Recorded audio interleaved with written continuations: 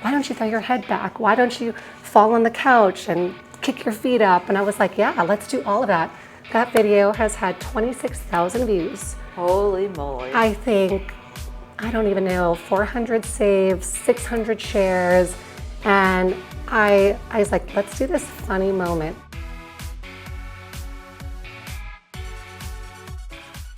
Welcome to 𝐷𝐿𝑎RS+CENTS, the podcast. I am excited to invite you to the R4 Remax edition of 𝐷𝐿ARS+CENTS.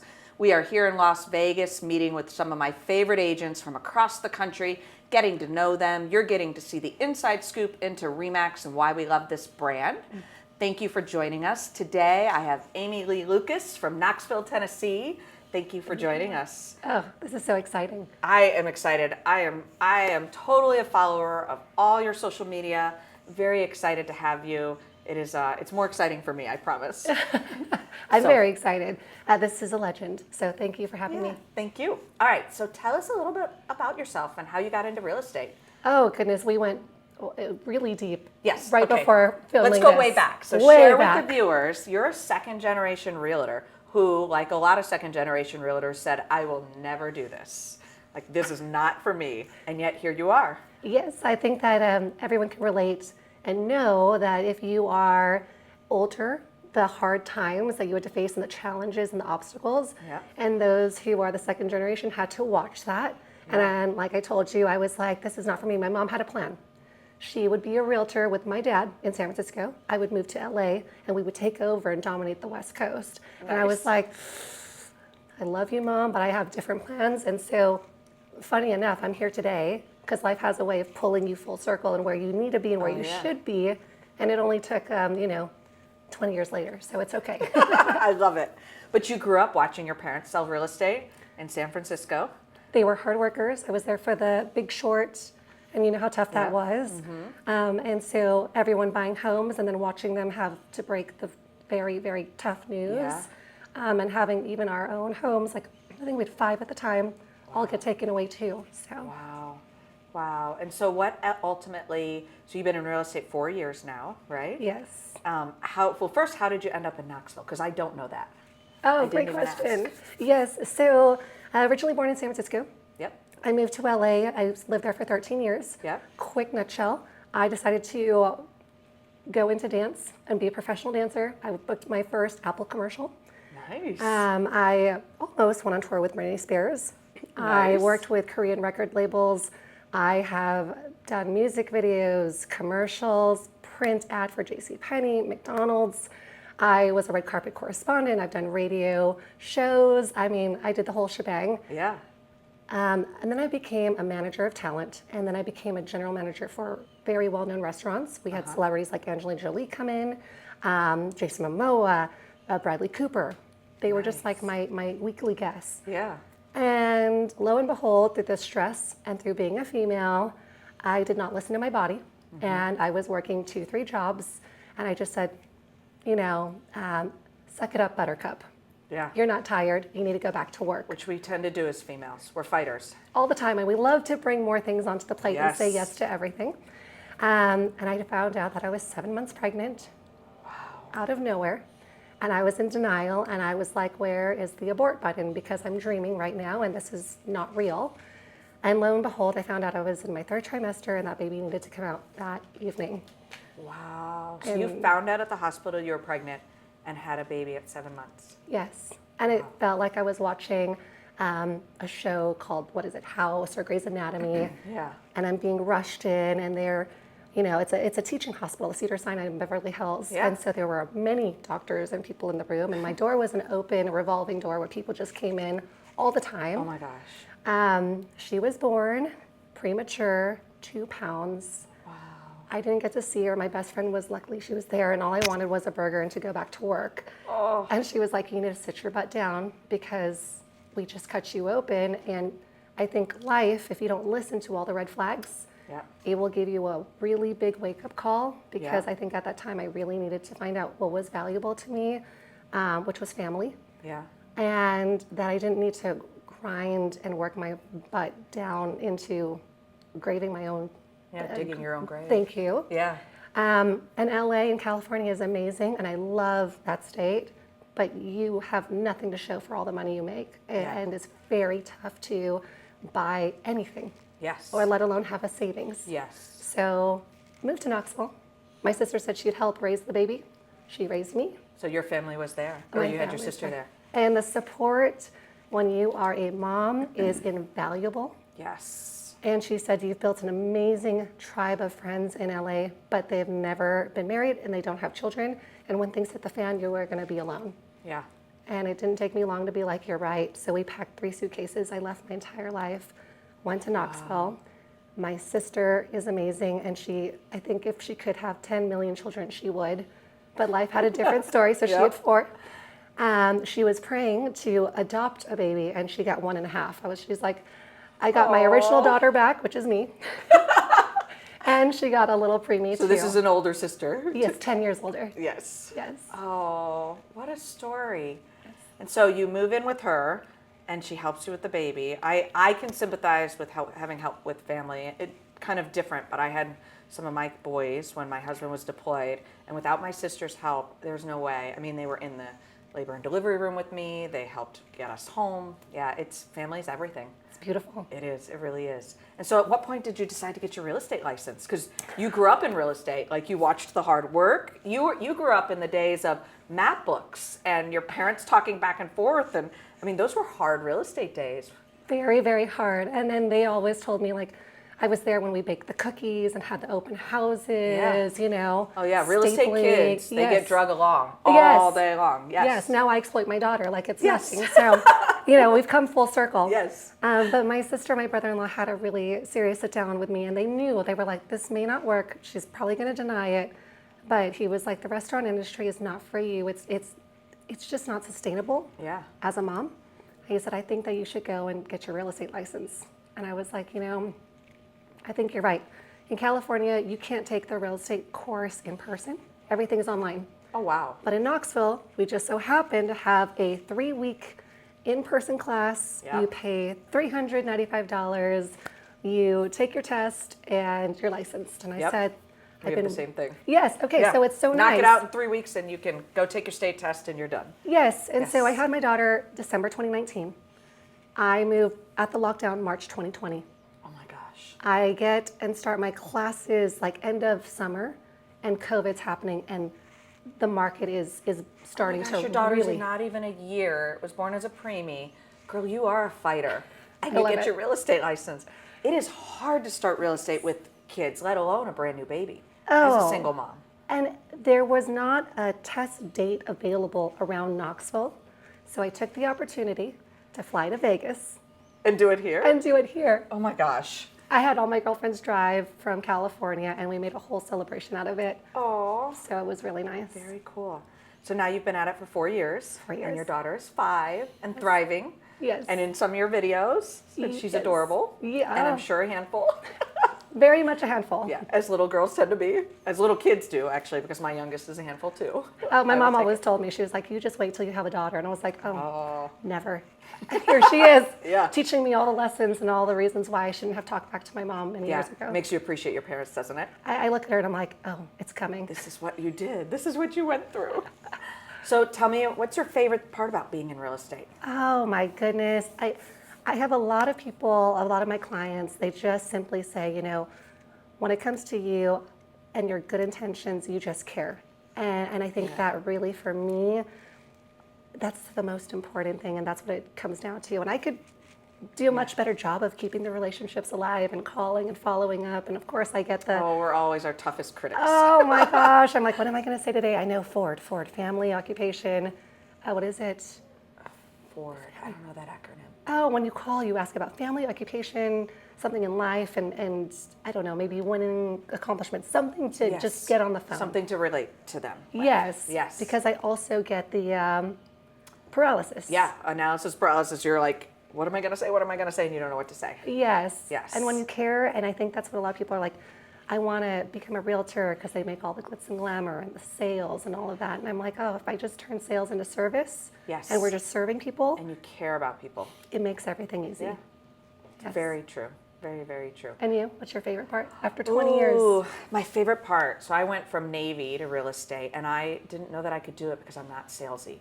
And it was the same thing. I thought, I am not good at sales, but it was my dad was in real estate. He was still in real estate when I transitioned, and so I got to do it part-time for a while.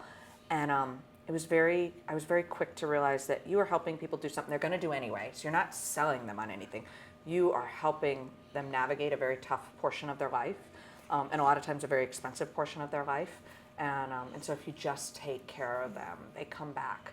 And over the years, I've had to do very little advertising. It is all organic because you take care of people, and then they come back to you. And I love it. I love it. And we're in a veteran community, so being a veteran, veterans come back and they refer. Yeah, it helps a lot. A lot of turnover. Yes, a lot of Don't turnover. get attached to your clients. Yes. They end up leaving. They do. That's the hardest part about sales is when your sellers leave. And then we are very lucky that a lot of them do come back because the Navy moves you every 3 years. And a lot of them, we are such a Navy hub that they'll come back. That's lovely. So what's the hardest thing about being in real estate? The hardest thing, which we have seen our parents go through, is not just the work-life balance, but staying motivated. And I really like how to balance working before my daughter wakes up, working in between. I know that I have an end time and I need to pick her up. I know that when I put her down, I can go back to work. And it's like at some point you have to remember to put the phone and the laptop down. Yes. And you have to be present. Yes. And so I take the moments where I'm holding my daughter, and she's 5 now, and I'm like, this is not going to happen much longer. I won't be able to carry you or pick her up.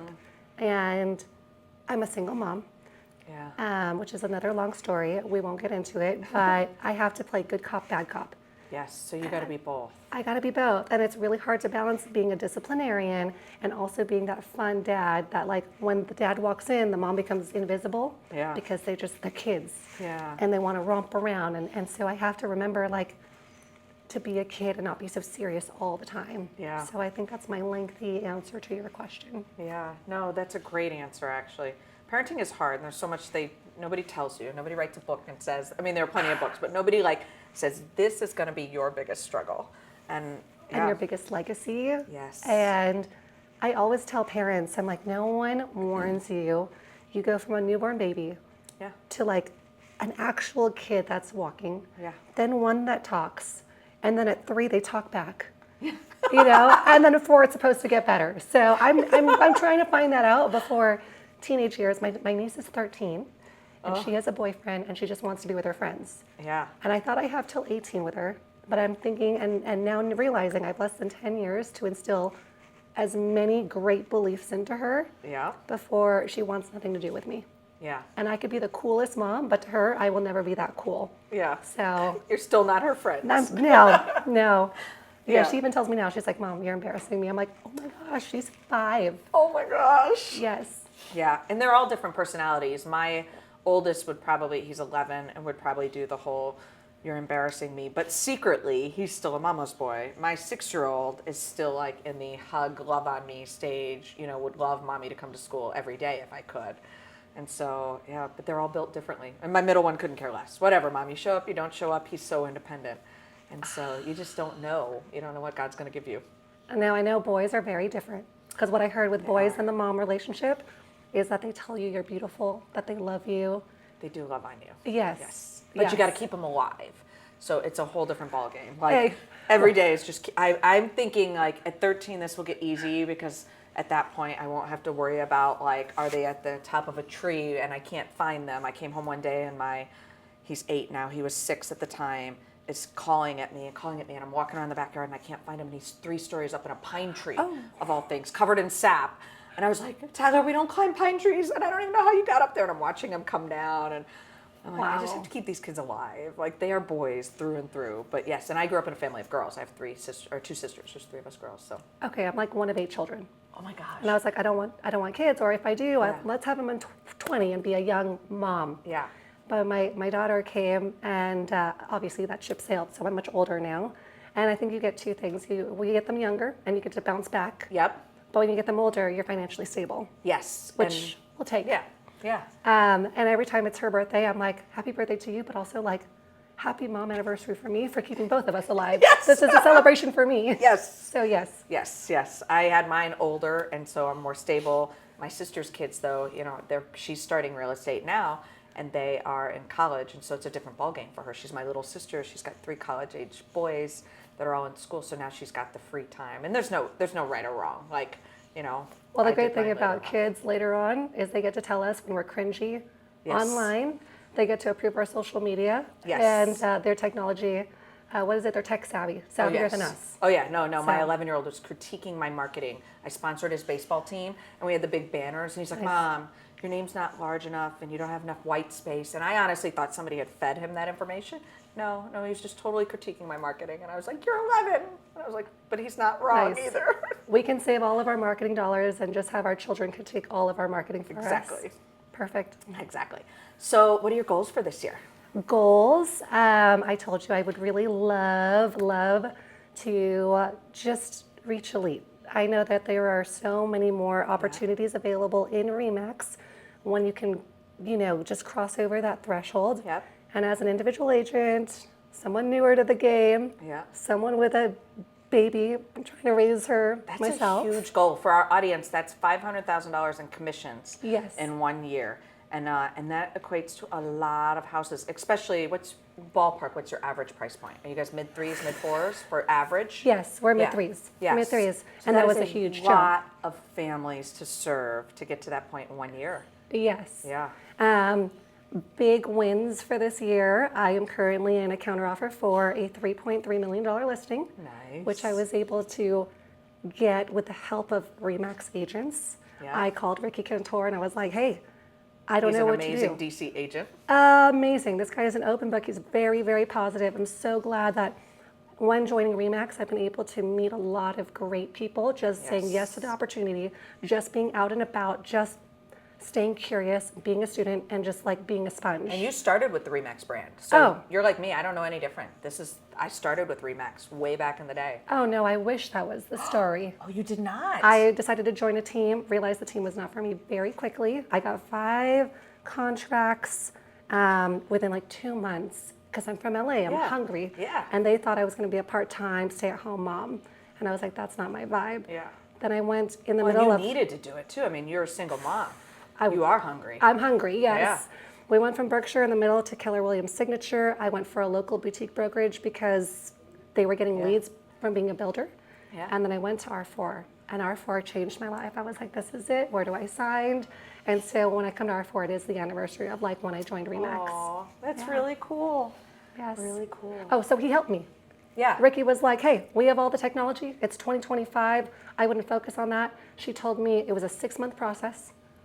Because at $300,000 median home price to gaining a $3 million listing, it's exciting and it's fun. And they're like, Amy, congrats on the listing. And I said, it doesn't count unless you close it. Yeah.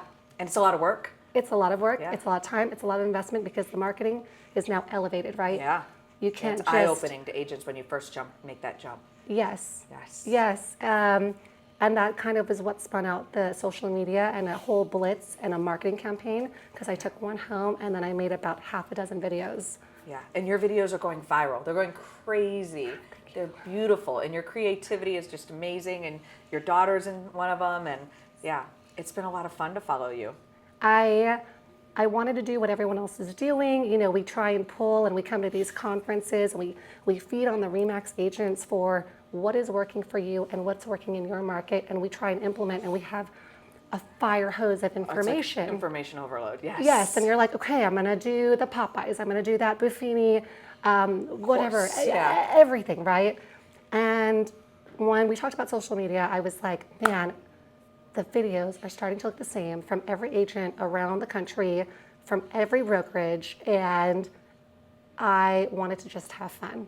Yeah. My inspiration actually came from, why am I watching social media? Why am I going down the rabbit hole? Let me analyze what I like. And there was a girl, and all she did was dance down the street. And I was like, that's it. Coming from the girl that almost became a dancer. Oh, professional dancer, yes. Right? So I was able to take all my background, and I was like, oh man, I haven't danced in 20 years. I don't know. We're just gonna have some fun. It was awkward. Yeah. It's awkward when you're just dancing and there's street. It does not look awkward for you. No. I watched it and I was like, she's got moves. Awkward would be me. But I love that. That's so relatable, People are driving past, they're looking at you, you have a camera, you're in Knoxville, like, this is not LA where everyone's dancing on the corner, you know? And we had the most fun time. My videographer was like, why don't you throw your head back? Why don't you fall on the couch and kick your feet up? And I was like, yeah, let's do all of that. That video has had 26,000 views. Holy moly. I think, I don't even know, 400 saves, 600 shares. And I was like, let's do this funny moment where I stop and I see this house and I'm like, oh my God. And what's funny is we don't have homes like 𝐬𝐮𝐬𝐫𝐢 that are just... Yes. 𝐬𝐮𝐬𝐫𝐢's an LA agent, works in Westlake, has beautiful listings. I mean, don't we all dream that we had neighborhoods like that? Yes, you don't have to do anything. Your eyes are drooling, you know? Right. I was like, let's take this average home and make it like this wow factor. Right. So that really is what's spun it off. But yes, that video, I'm now, like I told you, go through the RE/MAX halls and I'm that video girl. Yeah. And they're like, are you? I feel like I know you. I feel like I've seen you before. Oh my gosh, you're that girl. You're the video girl. Yes. Yes. Yes. That's fun though. It is fun. And it's amazing how fast it goes, isn't it? Like one year you come to this conference and nobody knows you, and the next year you can't make it down the hallway because everybody knows your videos. It's the power of video marketing in this day and age. And RE/MAX is really good at telling their agents to brand themselves. And everyone at RE/MAX has their thing. So, you know, Nicole, Long Island Nicole, what is it, Orange Beach Renee. Yeah. And I was like, Knoxville Amy sounds awful. I don't think I could do that. So I guess I'll just be Amy the video girl. I like it though. Do you think that has a ring? I don't think so. Well, you know what? Everybody's going to remember you though.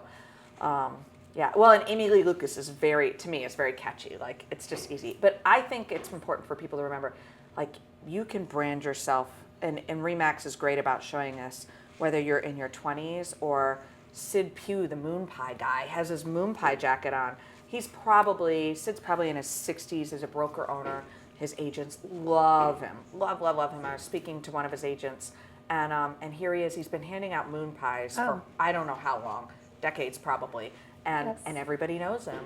I sat next to him and his wife just kept putting moon pies in my, I was like, oh, you have banana. She's like, take it. I'm like, no, keep it. You need. She's like, oh, I have vanilla too and chocolate. So they have been feeding me Monday, Tuesday, Wednesday mornings with my coffee. Oh, that's so funny. But and so you can RE/MAX gives you that ability to kind of be yourself, and it makes these conferences fun. Very, very fun. I think RE/MAX is on a precipice of doing something really big. We're going through a whole rebranding right now. They've created this whole trailblazer, social influencer. They want us to get loud. They want us to do more video marketing. And I'm like, oh, you're like, this great is timing. Up my alley. I can do this. Perfect timing. Right where I am. I'm not too late to something finally. I love it. Well, I'm super excited for you. You are doing amazing things, and you should be proud of yourself. 4 years in the business as a single mom, and you're crushing it. So I can't wait to continue to follow you in your success. Yes, and I'm an open book. I love collaboration. I have so many people that are like so inspired to remake a video or do it. They ask me for permission. I'm like, oh, I'm totally one of those people. I am an Amiee Lee Lucas stalker, and I was like, Sony, we got to do this video. Yes. And I don't even have to talk because it's amazing. I am very much about how to find a videographer, how to find a good one, how to build the partnership.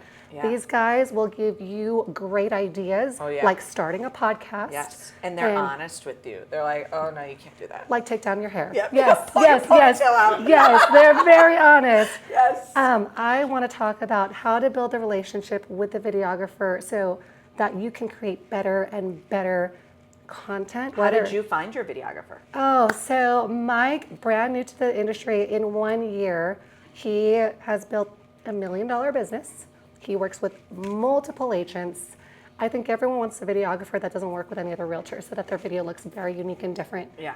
But no, well, and honestly, I think some of your best ones, it's okay if they work with multiple agents because you are different.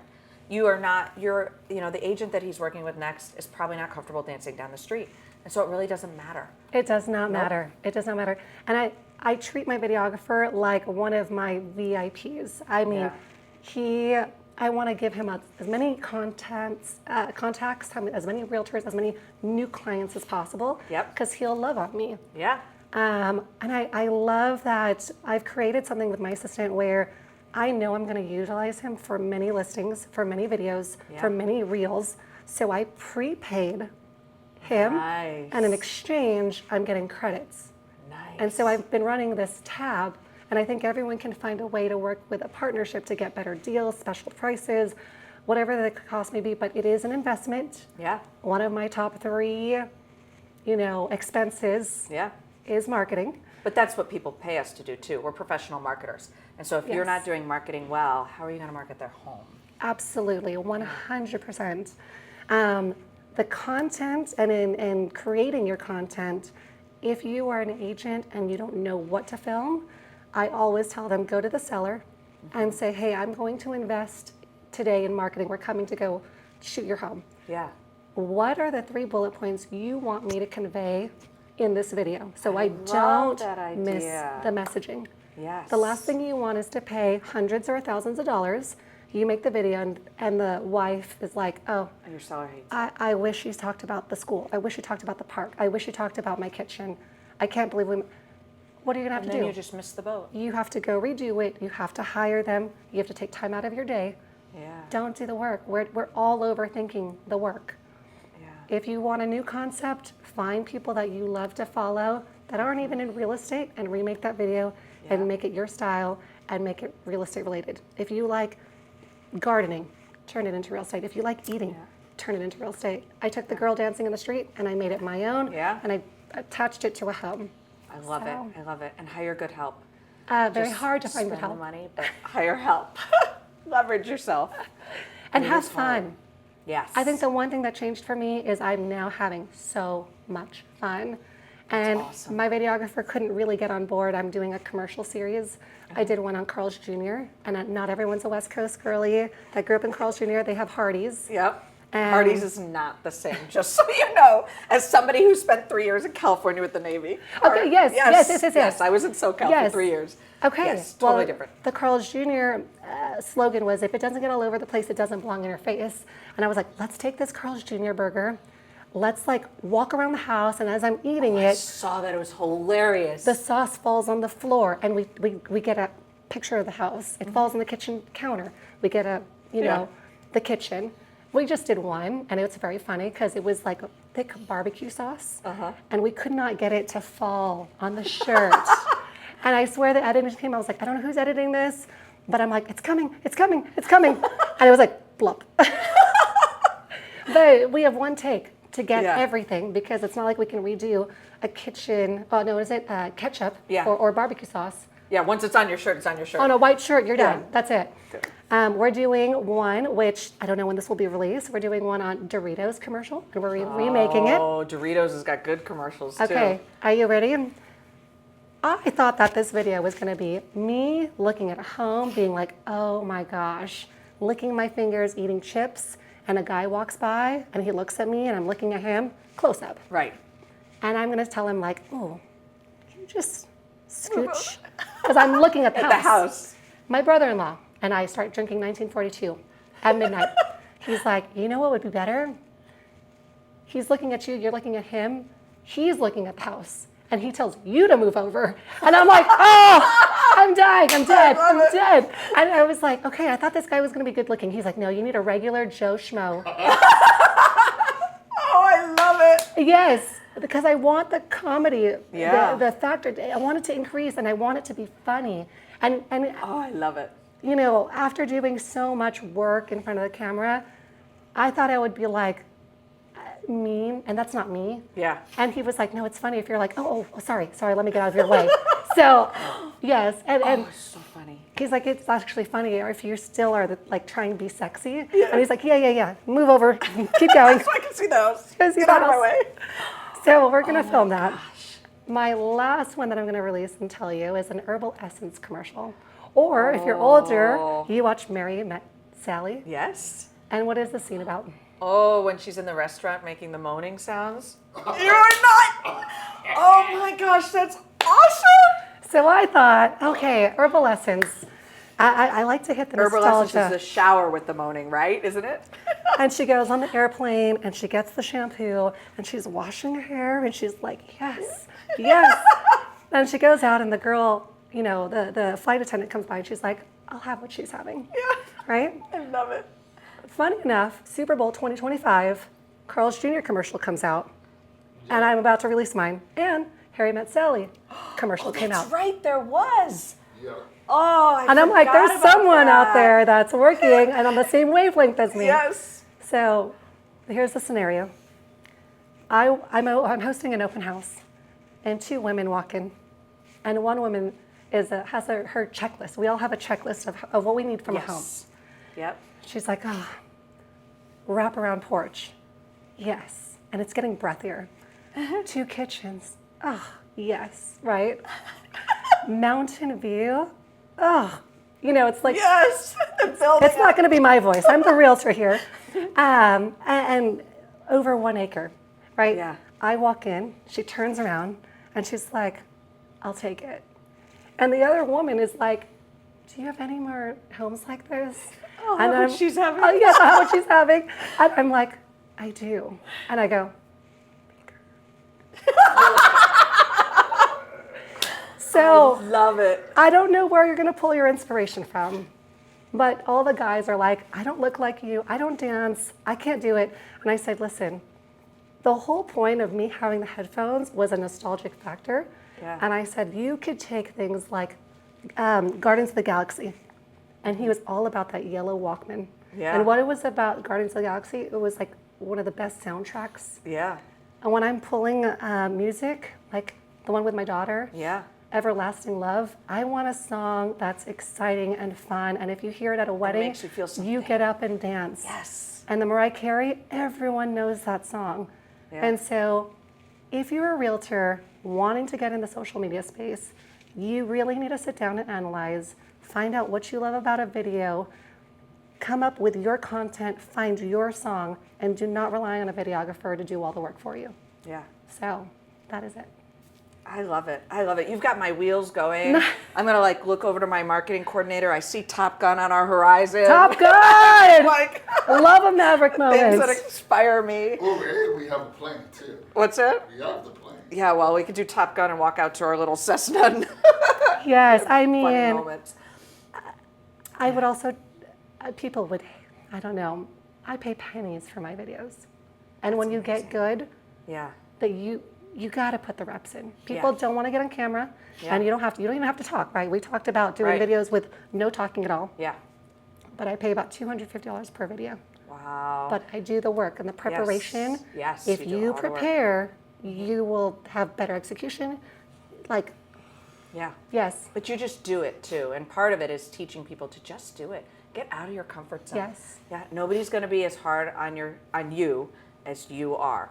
So, and forget the vanity metrics. yeah. You can't go to the gym, go one time and be like, where's my six pack? Yeah. Where's my muscle? Where are the results? It's the same thing with a video. You can't be Yeah. like, oh my gosh, where are my followers? Where are my views? Yeah. It's if you look in my Instagram, I mean, it's videos upon videos.